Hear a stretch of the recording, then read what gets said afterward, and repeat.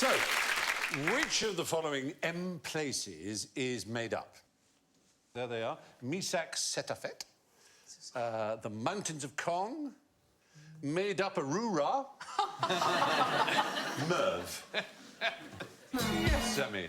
I'm going to say Made Up Arura only because it has made up literally in its name.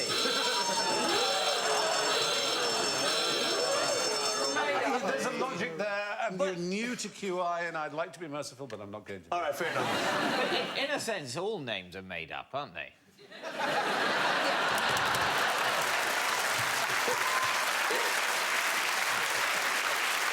Welcome to the logically ruthless world of David Nixon.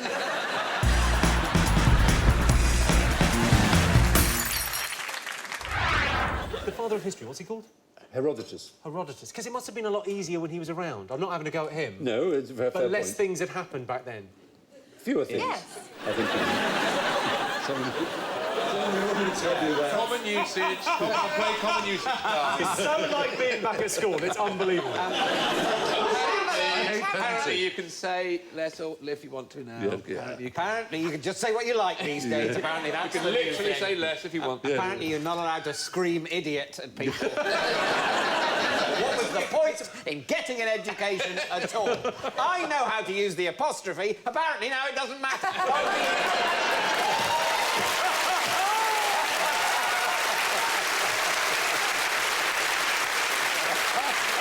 What I want the time it took me to learn that back. There he is, Bertie Russell. It Marvellous figure. wasn't a barrel of laughs, was he? They say that his breath was not good. I mean, that's in the biographies of That Keynes it and his wasn't good. contemporaries. He had very bad breath. But he was a remarkable man. And he wrote Principia Mathematica, which was a book determined to reinvent maths, because set theory produced all kinds of paradoxes which seemed to suggest that nothing could be proved or complete or consistent in mathematics, which was a huge shock. And so he had to set out to prove mathematics worked from the very first principle. Very, very good at Sudoku. He was, oddly enough, he was said not to be that good at mental arithmetic, but...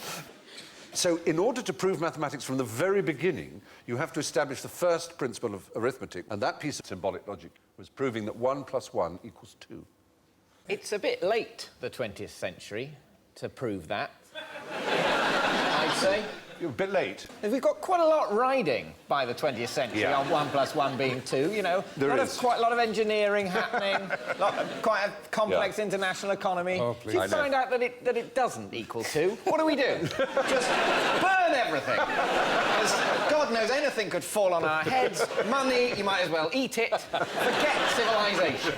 Well, there is a general thought that if what were considered to be the sound foundations on which all mathematics rested were proved to be rocky, that it may mean that some of the ultimate answers of the universe will never be answered. But it's rather splendid to think you would give so much effort into proving What 1 an + 1. extraordinary achievement. It I mean, is. You just have to bring up his halitosis. I know, that was silly of me, but I love You that. know, it He's comes a great... to something where you think you've achieved that. Imagine meeting him at a party, Old though. Stinky Russell. I met this bloke at a party. He stank. And when I asked him what he did, he said he proved that 1 + 1 = 2.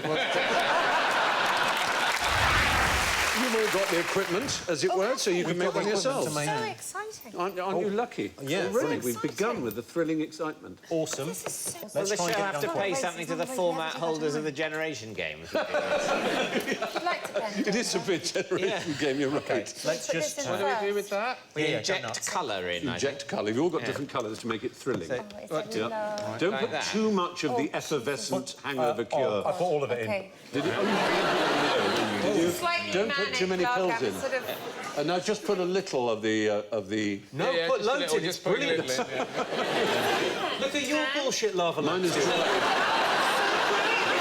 lava lamp is... Hey! Well, Give me... Steal another one. happening. I It's all can feed happening in it. our corner. You see, when did it explode now, hopefully? I can... No, you don't.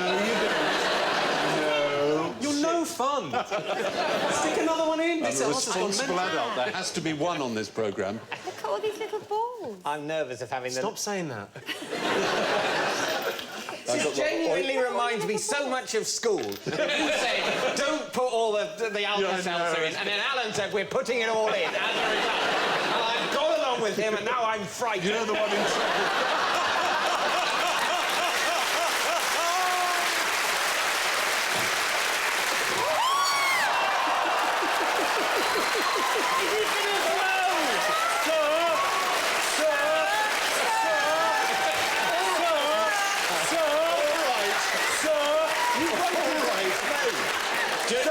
Sir did it. You made me laugh.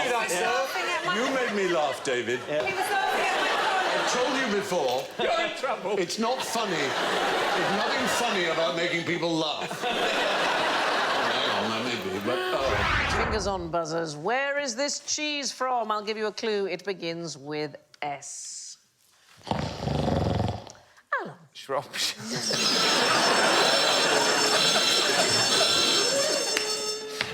I don't know what made you think of it. Sometimes, you know, sometimes you say the obvious one, Yeah.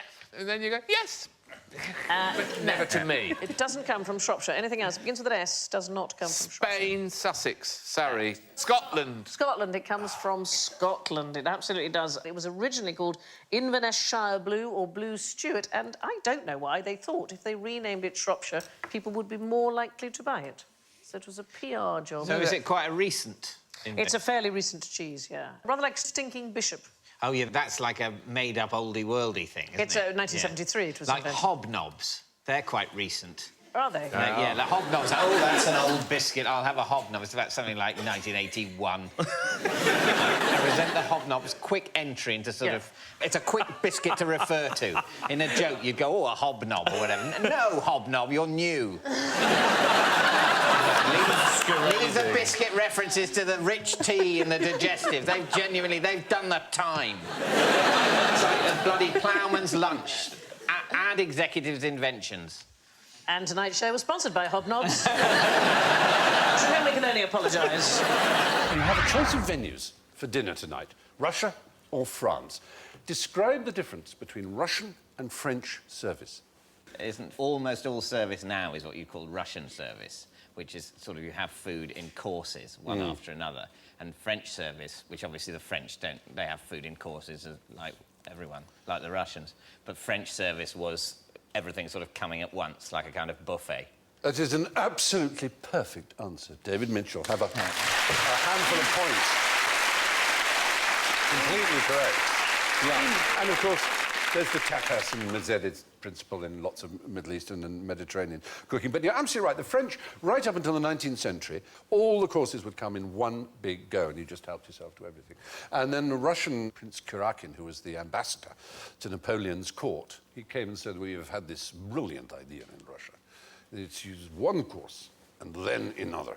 And this was considered absolutely staggering and revolutionary, and it caught on. Then the Americans improved on it by making it able for you to drive through in a car. And get it in a bag. From a 16-year-old. They did indeed. With shingles.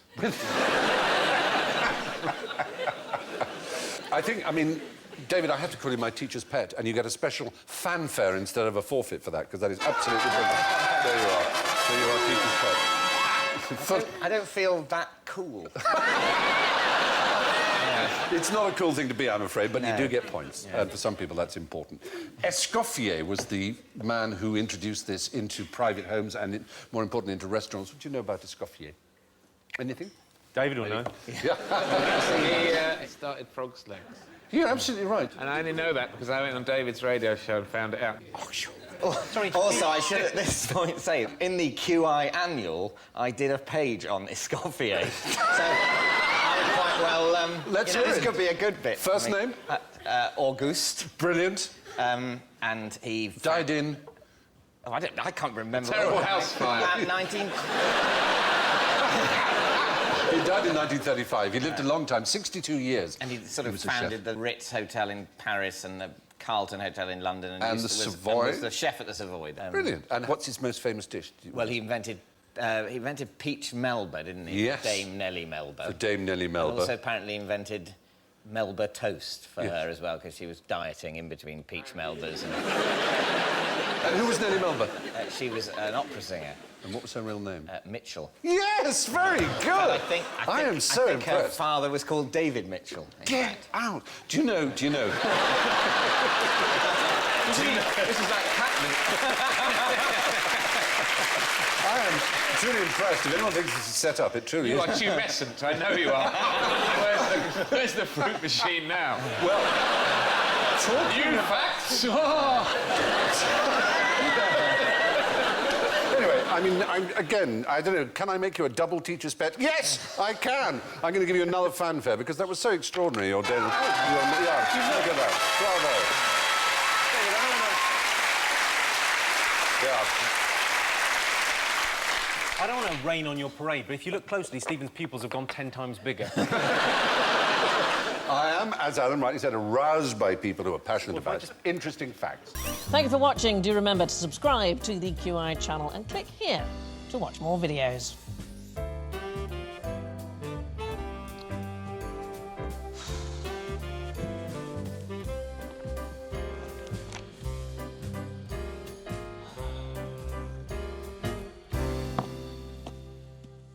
Well, please, come on, pick something.